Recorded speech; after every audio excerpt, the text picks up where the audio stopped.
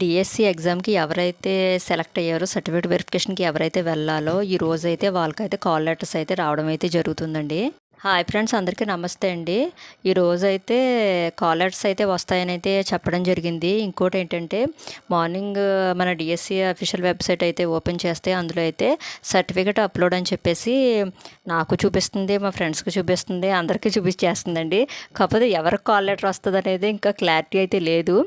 మన DSC convener గారు అయితే ఒక ప్రెస్ నోట్ అయితే విడుదల చేయడం అయితే జరిగిందండి. ఈ ప్రెస్ నోట్ సారాంశం ఏంటంటే మన మెగా డిఎస్సి 2020 సంబంధించిన మెరిట్ లిస్ట్ డిఎస్సి అఫీషియల్ వెబ్సైట్లో మేమైతే ఉంచడం జరిగింది.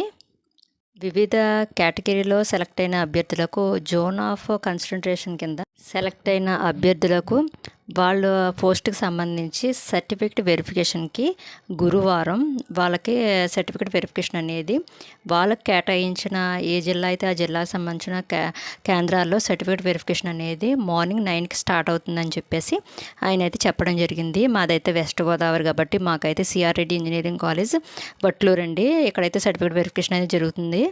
కావున ఏంటంటే ఈ 26వ తారీఖున ఈ మెగా డిఎస్సి అఫీషియల్ వెబ్సైట్లో ఎవరైతే సెలెక్ట్ అయ్యారో వాళ్ళు కాల్ లెటర్ని డౌన్లోడ్ చేసుకుని అందులో ఏ విధంగా ఉన్నాయో సర్టిఫికేట్ ఏమేమి తీసుకురావాలి ఏంటి అనేది అందులో ఏ విధంగా ఉందో ఆ సర్టిఫికేట్స్ అన్నీ తీసుకుని వెరిఫికేషన్ సెంటర్కి రావాల్సిందిగా అందులో అయితే ఉందండి.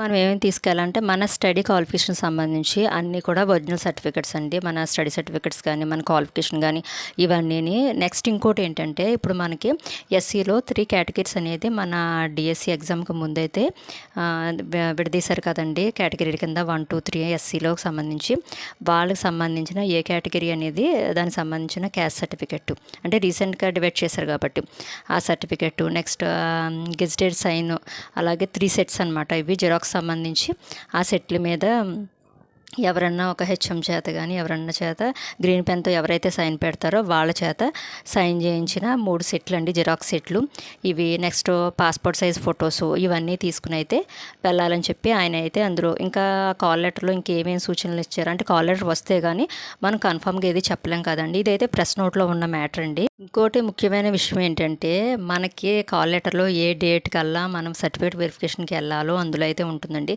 ఖచ్చితంగా ఆ డేట్కి అయితే మన సర్టిఫికేట్ వెరిఫికేషన్ ఎక్కడికైతే వెళ్ళాలని సెంటర్ ఉంటుందో ఖచ్చితంగా అక్కడికి వెళ్ళి అయితే వెరిఫికేషన్కి అయితే వెళ్ళాలండి.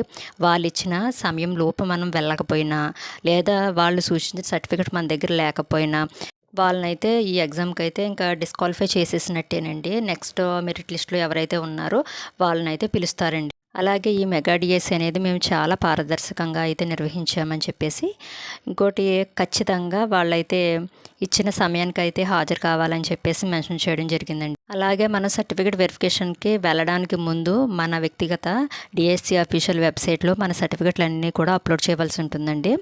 ఇంకోటి ఏంటంటే సర్టిఫికేట్ వెరిఫికేషన్కి వెళ్ళినంత మాత్రాన వాళ్ళైతే జాబ్కి సెలెక్ట్ అయినట్టయితే కాదండి. తర్వాత దానికి సంబంధించిన లిస్ట్ అనేది మరలా మన రిజర్వేషన్ ప్రకారం అయితే వాళ్ళు రిలీజ్ చేస్తారంటండి. ఇదండి కన్వీనర్ గారు అయితే ప్రెస్ మీట్లో ఉన్న సారాంశం అండి. బహుశా అందరూ చూసే ఉంటారు. ఈ వీడియో అయితే చూడని వాళ్ళ కోసమండి. కాబట్టి ఫ్రెండ్స్ మీరు అందరూ కూడా వెయిట్ చేయండి. ఇంకోటి ఏంటంటే ఒక న్యూస్ పేపర్లో అయితే నేను చూశానండి. ఏంటంటే వాళ్ళు కృష్ణారెడ్డి గారు చెప్పారనేసి అందులో అయితే ఉంది. అందులో ఏముందంటే మనం డిఎస్సి ఎగ్జామ్కి అప్లై చేసుకుంటాం కదండి. అప్లై చేసుకున్నప్పుడే మనం ఏదైతే ఆప్షన్ పెట్టుకున్నామో ఫస్ట్ ఆప్షను ఇంకా అదే ఫైనల్ అనేసి కృష్ణారెడ్డి గారు అయితే చెప్పడం జరిగిందని చెప్పేసి అందులో అయితే ఉందండి. సో అలా అయితే ఎస్ఏ వాళ్ళైతే సేఫ్ అయినట్టు లెక్క. లేదు అనుకుంటే కనుక దాన్ని ఒకవేళ మార్పులు ఏమైనా చేస్తే ఎస్జిటి వాళ్ళకైతే జాబ్ వచ్చే ఛాన్సెస్ అయితే ఉంటాయండి. చూద్దామండి ఏమవుతుందో. మార్నింగ్ నుంచి వీడియో తీద్దామంటే మాకు మా స్ట్రీట్లో అయితే వినాయకుడిని అయితే నిలబెట్టారండి. సో ఆ సాంగ్స్ అవి పెట్టారు, అవన్నీ లాగేస్తున్నాయండి. సో కాసేపు బ్రేక్ ఇచ్చారు. సర్లే ఈలోపు వీడియో తీసేద్దాం కదా అని చెప్పేసి పండగ పనులు ఉన్నా సరే అవన్నీ పక్కన పెట్టి మరి వీడియో అయితే తీస్తున్నానండి. ఈ వీడియో నచ్చితే కనుక ఒక లైక్ చేయండి, కామెంట్ చేయండి. మన ఛానల్ కొత్తగా చూస్తే కనుక సబ్స్క్రైబ్ చేసుకోండి. ఓకేనా ఫ్రెండ్స్? Bye friends.